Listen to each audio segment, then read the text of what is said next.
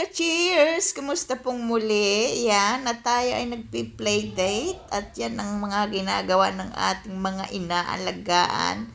Diba, nag-art and craft sila ng mga maganda lang po ngayon kasi marami na silang variety ng mga pwedeng gawin. Katulad po niyan, mga play-doh po siya na pwedeng gawin na kung ano-ano. Bali, dala po yan ng alaga ko. After school ay kami ay nag-play date. Siyempre kasama ang mga yaya.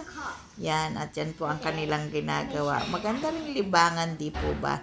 Nai-enhance ang kanilang knowledge sa pag-arts. At syempre yung kanilang komunikasyon sa isa't isa at yung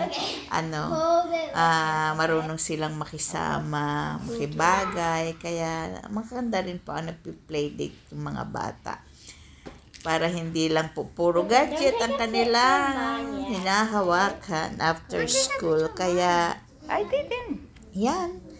Siyempre, pag nag-play date sila, di siyempre kasama din tayo. Dahil di naman pwedeng sila lang. Kaya, yan ang ating ginagawa. So, sana inyo pong na-enjoy ang ating munting reels ngayon. Thank you very much for watching. And see you next time. Very cute. Ingat po ang lahat. God bless us all. Bye!